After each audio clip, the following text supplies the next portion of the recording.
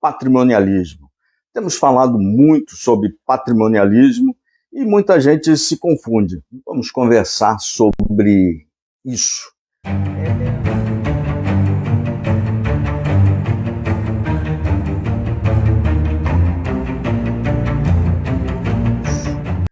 É algo danoso para a sociedade.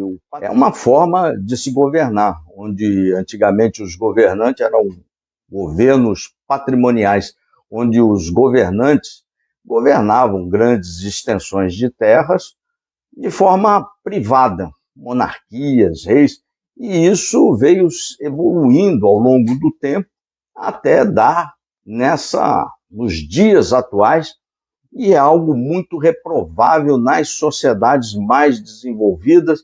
E nas sociedades menos desenvolvidas, o patrimonialismo, que é aquela velha confusão do que é público, do que é privado, a extensão dos cofres públicos para os cofres privados lá, normalmente ou de uma família ou de uma grande corporação. Essa confusão nas sociedades menos desenvolvidas, sociedades mais jovens como a nossa, ainda no Brasil, é muito aplaudido. E, infelizmente, a gente vai ter que conviver com isso. Quanto mais populista o governo, mais patrimonialista é.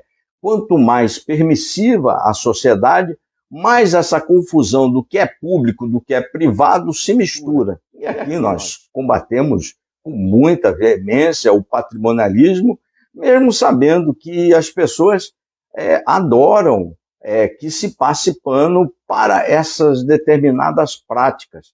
São práticas que, repito para você, muito condenáveis, moralmente insustentáveis e devem ser combatidas.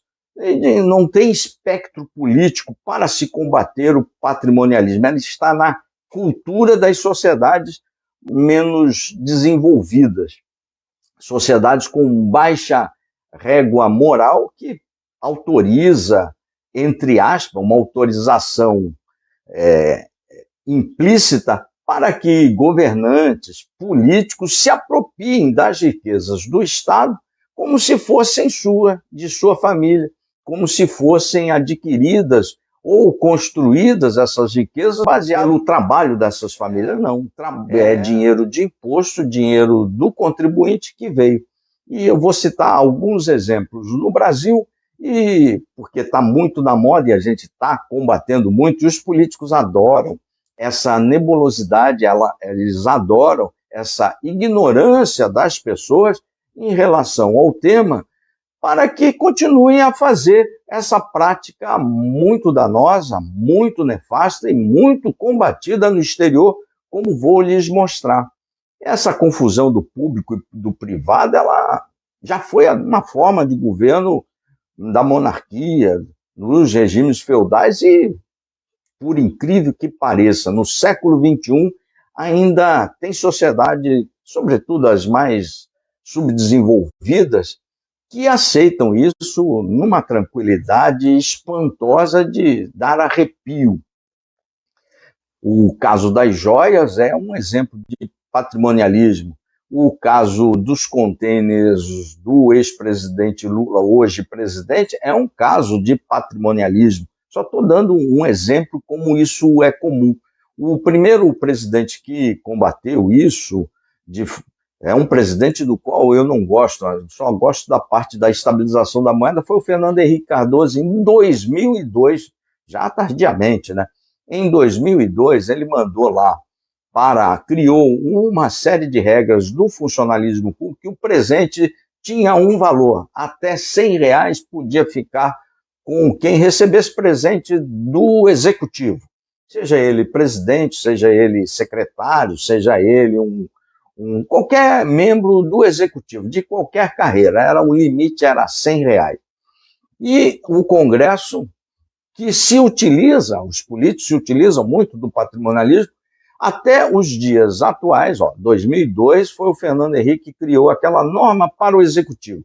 Estamos em 2023, 21 anos depois, e o Congresso não legislou sobre a matéria, até agora, dando um vácuo, um vazio na legislação que permite que os políticos surfem nessa mistura do público e do privado.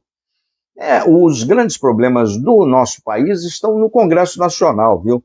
Ali tem todas as ferramentas para se legislar e para se deixar as coisas preto no branco e se coibir tamanhas agressões ao contribuinte e tamanhas agressões à sociedade. Em 2016, portanto, 14 anos depois dessa norma do Fernando Henrique, depois do governo Lula, que saiu lá com um monte de presente, a Dilma também saiu, apenas em 2016 o TCU emitiu um parecer determinando as regras dos presentes, sobretudo dos presidentes da República. Então muita gente fala muita besteira, desinforma, mente, e nós não temos nenhum compromisso com mentira. E tenho dito sempre aqui que não se trata nem de Lula e Bolsonaro, se trata do amadurecimento das pessoas, que as pessoas recuperem o senso crítico e comecem a enxergar o que é errado, o que é certo, aplaudam o que é certo e condenem o que é errado e cobrem dos parlamentares as suas atuações. Não se trata nem de um nem de outro, eu não gosto nem de nenhum tipo de populismo. E não faço proselitismo político a favor do Lula e não faço proselitismo político a favor de Bolsonaro. A gente tem um respeito com as pessoas que nos seguem e dá a informação correta e tentar agregar alguma coisa no conhecimento das pessoas, esclarecendo determinados assuntos como esse, patrimonialismo. Então, apenas em 2016 o TCU normatizou os presentes aqui no nosso país. Por isso que está dando essa confusão toda. Está difícil de explicar, tem um inquérito aberto da Polícia Federal em relação às joias do Bolsonaro, mas vamos aguardar a conclusão do inquérito e ali vai se verificar se não foi nada, vai se verificar se foi peculato, vai se verificar se foi apropriação indébita, vai se verificar se foi descaminho ou vai se verificar se foi corrupção. Mas tem que aguardar o inquérito da Polícia Federal. Eu vou dar alguns exemplos para você como as sociedades mais velhas, sociedades mais evoluídas, combatem o patrimonialismo e é muito grave isso e só não é combatido no nosso país, infelizmente. O presidente da Câmara dos Comuns, lá da Inglaterra, ele saiu por um escândalo. Sabe que o escândalo dele? Ele pagava para um amigo aluguel no quarto que ele ia ficar. Olhem a diferença de valor. O cara tinha função correspondente lá do Arthur Lira. Imagine o Arthur Lira renunciar no nosso país, porque pagou algum aluguel para um tempo que ele foi exercer o mandato. Foi isso que aconteceu com o presidente da Câmara dos Comuns da Inglaterra. Ele pagava o aluguel para o amigo, mas ele ia lá para o apartamento, o quarto, era um quarto e sala, viu? Ele ia para o quarto e sala e fazia suas sessões lá no parlamento. Renunciou. O tamanho, olha a diferença de valores. Pagamento de aluguel na Câmara dos Comuns na Inglaterra. Outro escândalo na Suécia, país nórdico, um deputado sueco renunciou porque ele usou milhas lá do seu programa. E senta aí para você ter uma noção do valor que ele utilizou. 3,8 mil reais. É isso mesmo, 3.800. Imagine um deputado no nosso Brasil que mistura público e privado, como o deputado que agora é ministro, que asfaltou até uma estrada, até a porta da sua fazenda, renunciar por 3,8 mil reais. Mas o deputado na Suécia, por 3,8 mil reais, renunciou o seu mandato porque misturou o que é público com o privado. Olhem a diferença de régua moral de uma sociedade desenvolvida, de uma sociedade subdesenvolvida como a nossa, com baixa régua moral. Aqui o ministro asfaltou uma estrada e continua ministro. Pegou diárias, depois devolveu e continua ministro. Para vocês terem uma noção da diferença. O deputado da Suécia foi 3,8 mil reais e renunciou. O outro caso foi o primeiro-ministro japonês. O primeiro-ministro japonês, ele renunciou porque ele comprou demais lá, livros e obra de arte com o cartão corporativo. Você já ouviu sobre cartão corporativo? É outro tema que o Congresso precisa normatizar e deixar claro os gastos do cartão corporativo de qualquer presidente. Eles deixam de propósito um terreno nebuloso no assunto para que eles possam cometer esse tipo de imoralidade. O primeiro-ministro do Japão comprou obras de arte e comprou livros. Um político brasileiro jamais compraria livros nessa atual legislatura aí de presidente que a gente vem tendo, né? Ninguém lê nada, né? Muito menos a população. Então, ele comprou livros de obra de arte, renunciou, primeiro-ministro no Japão.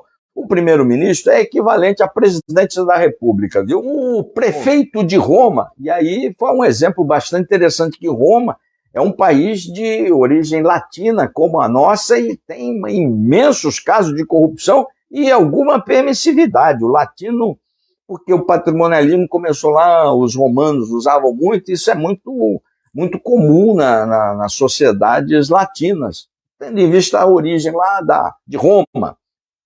Dos Césares ali, misturava público e privado e tal. O prefeito de Roma renunciou porque ele fez gastos exagerados no cartão de crédito.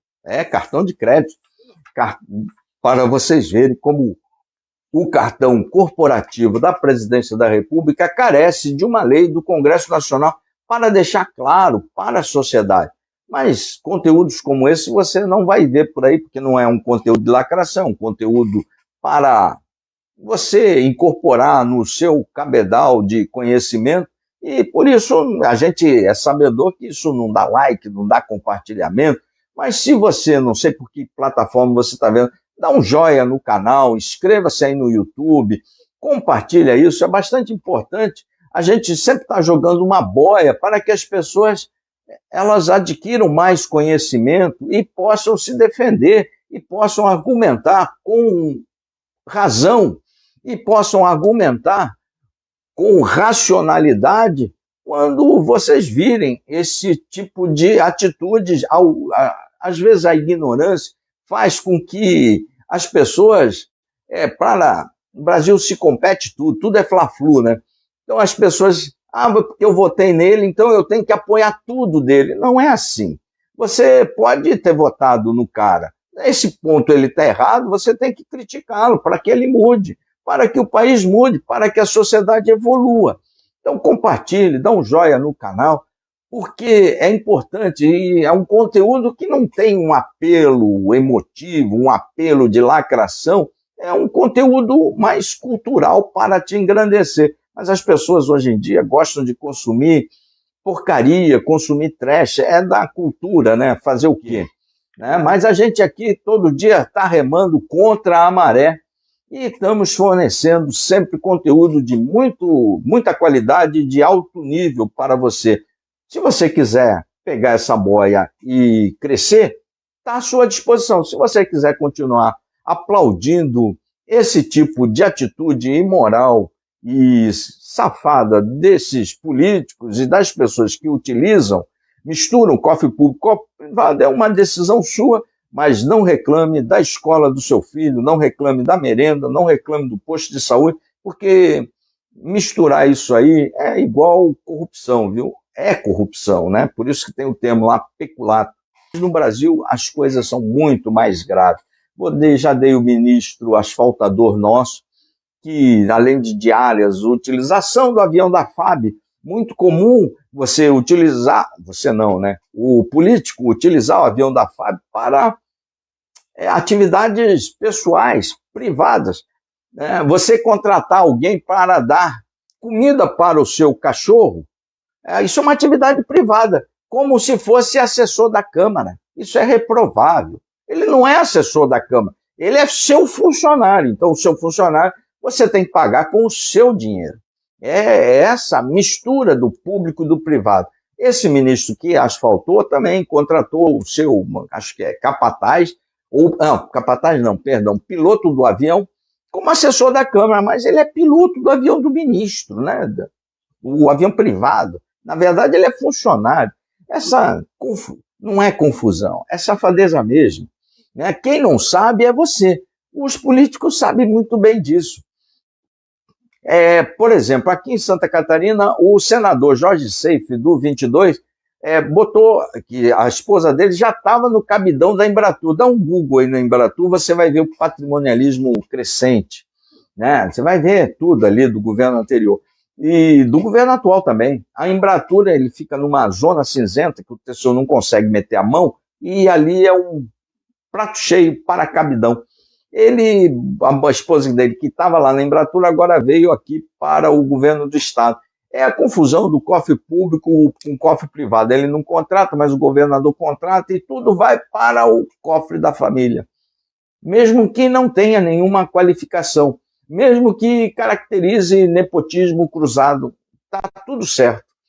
Eu espero ter lhe sido útil com este conteúdo. O próximo vídeo vai agregar bastante no seu conhecimento e eu torço para que você passe a combater o patrimonialismo, que ele diminui a nossa sociedade e ele é muito danoso para todo o desenvolvimento humano do Brasil. Eu agradeço você estar aí, dá um joinha no vídeo, compartilha e indica o canal a um amigo. Aqui todo dia está subindo conteúdo de muita qualidade para você pensar. Não se trata nem de direita nem de esquerda, se trata de você. É um respeito a você para que você recupere o seu senso crítico. O patrimonialismo ele tem que ser combatido por todo brasileiro, independentemente da sua opção ideológica, independentemente da sua visão de mundo.